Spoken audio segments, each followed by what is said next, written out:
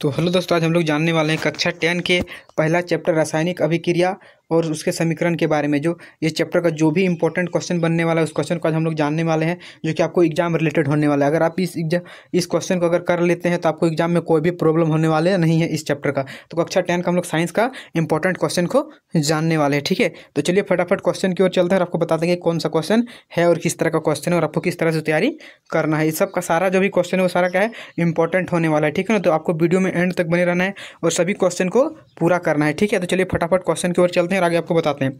तो हम लोग का पहला क्वेश्चन क्या है, वायु में जलने से पहले मैग्नीशियम रिबन को साफ क्यों किया जाता है, ठीक है ना। आपका पहला क्वेश्चन क्या है, वायु में जलने से पहले मैग्नीशियम रिबन को क्यों साफ किया जाता है, ठीक है ना। तो आपको आंसर यहाँ पे दिख रहा है, तो आपको इन सारे आंसर को क्या करना है, अपने नोटबुक में नोट डाउन कर लेना है, ठीक है ना। तो मैग्नीशियम एक बहुत सी अभिक्रिया धातु है, संग्रहित करने समय या ऑक्सीजन के साथ अभिक्रिया करती है ताकि इसकी सतह मैग्नीशियम ऑक्साइड की एक परत बन सके। मैग्नीशियम ऑक्साइड की ये परत स्थायी होती है और ऑक्सीजन के साथ मैग्नीशियम की अधिक अभिक्रिया को रोकती है। मैग्नीशियम रिबन को इसी परत को हटाने के लिए रेत कागज के साफ किया जाता है, जिससे कि अंतर्निहित धातु को वायु के संपर्क में लाया जा सके, ठीक है ना। तो इसका आंसर आपको ये हो जाएगा, ठीक है ना। तो आपको इन सारे को अपने नोटबुक में नोट डाउन कर लेना है, ठीक है। 2 नंबर का क्वेश्चन क्या है, 2 नंबर का क्वेश्चन है कि निम्नलिखित रासायनिक अभिक्रिया के लिए संतुलित समीकरण लिखिए। तो क्वेश्चन नंबर 1 का तीनों क्वेश्चन दिया है, ठीक है ना। 3 में से आंसर मैंने यहाँ पर लिख दिया है, ठीक है। इन सारे को अपने नोटबुक में नोट डाउन कर लेना है। इसको आपको क्या करना है, संतुलित में लिखना है, ठीक है ना। ये सारा आपको संतुलित में लिख लेना है अपने नोटबुक में, ठीक है ना। तो आपको इसका भी आंसर नीचे दिख गया है, ठीक है। तो चलिए तीसरा क्वेश्चन की ओर चलते हैं। तीसरा क्वेश्चन क्या है हम लोग का, तीसरा क्वेश्चन में भी क्या है हम लोग का,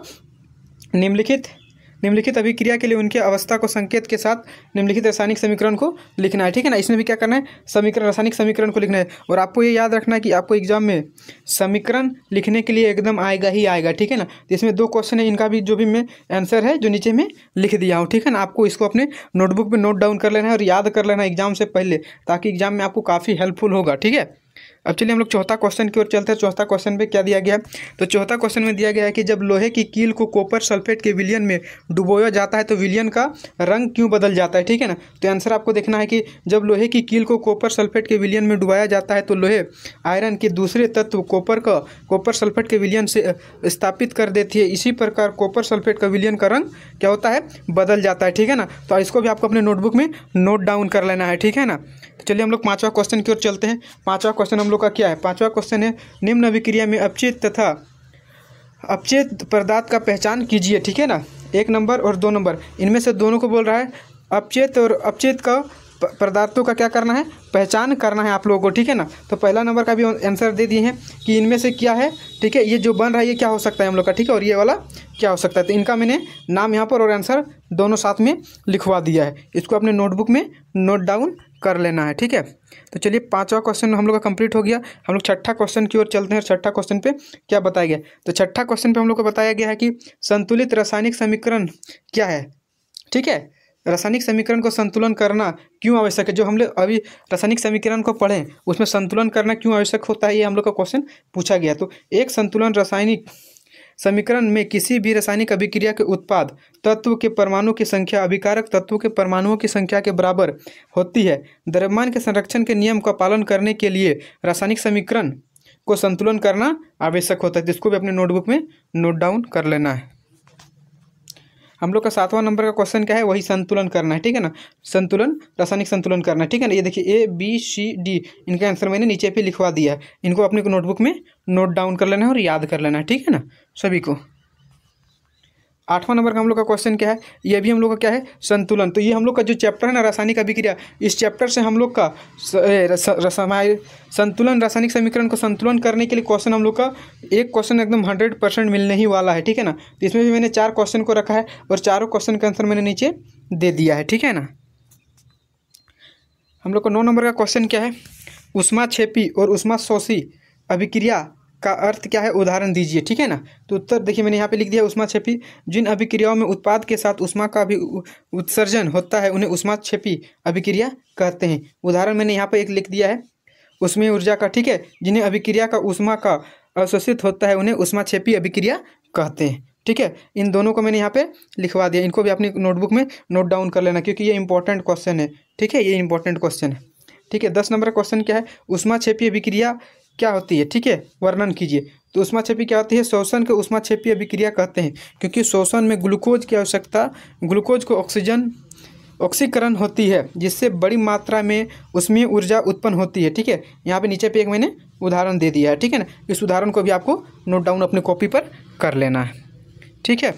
चलिए 11 नंबर का क्वेश्चन क्या बता रहा है। 11 नंबर का क्वेश्चन है कि वियोजन अभिक्रिया को संयोजन अभिक्रिया के विपरीत क्यों किया जाता है, इन अभिक्रियाओं के कारण समीकरण लिखिए, ठीक है ना।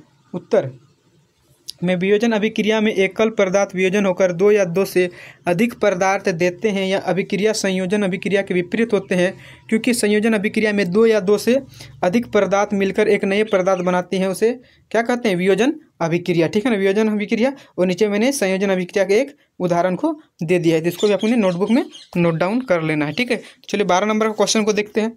तो 12 नंबर का क्वेश्चन क्या है, विस्थापन और द्विविस्थापन अभिक्रिया में क्या अंतर है, इन अभिक्रियाओं को समीकरण लिखिए, ठीक है ना।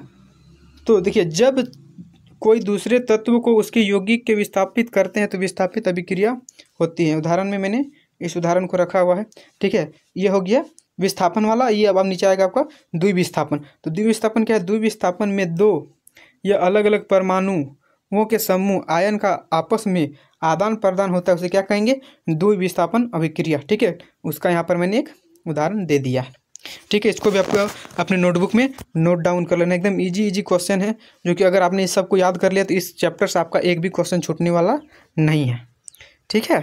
तो चलिए हम लोग अगला क्वेश्चन की ओर चलते हैं। तो अगला क्वेश्चन क्या है, ऑक्सीजन के योग अंश के आधार पर निम्न पद की व्याख्या कीजिए, प्रत्येक के लिए दो उदाहरण दीजिए, ठीक है ना।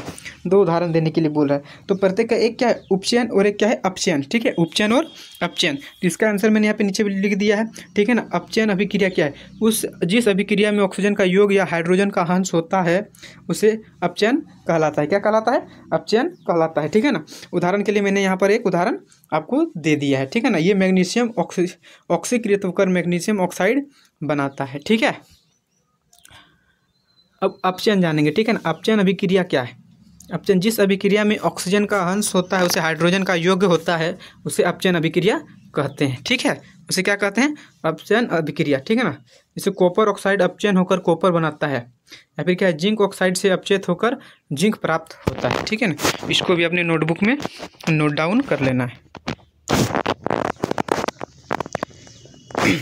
14 नंबर का क्वेश्चन, 14 नंबर का क्वेश्चन क्या है, 14 नंबर का क्वेश्चन है कि लोहे की वस्तु को हम पेंट क्यों करते हैं। तो आपको पता है कि लोहे की वस्तु को हम लोग पेंट क्यों करते हैं।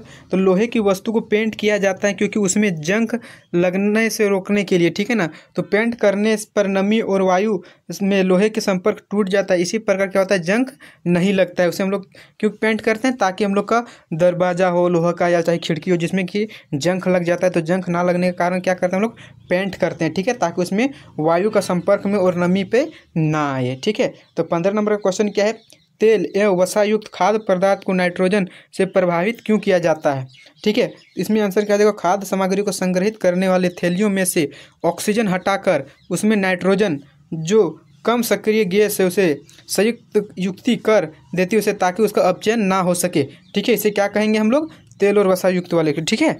इसको भी आपको नोट डाउन अपने कॉपी पर कर लेना है। चलिए आखिरी और 16 नंबर का क्वेश्चन हम लोग जानेंगे कि ये क्वेश्चन क्या बोल रहा है, ठीक है ना। तो निम्न पदों का वर्णन कीजिए तथा प्रत्येक का एक एक उदाहरण दीजिए। संक्षारण और विकृत गंधिता, जो कि आपको किताब में भी अगर आप लोग ने पढ़ा होगा तो ये आपको मालूम होगा कि ये क्या क्वेश्चन है, संक्षारण और विकृत गंधिता। तो चलिए हम लोग पहले संक्षारण को जानते हैं।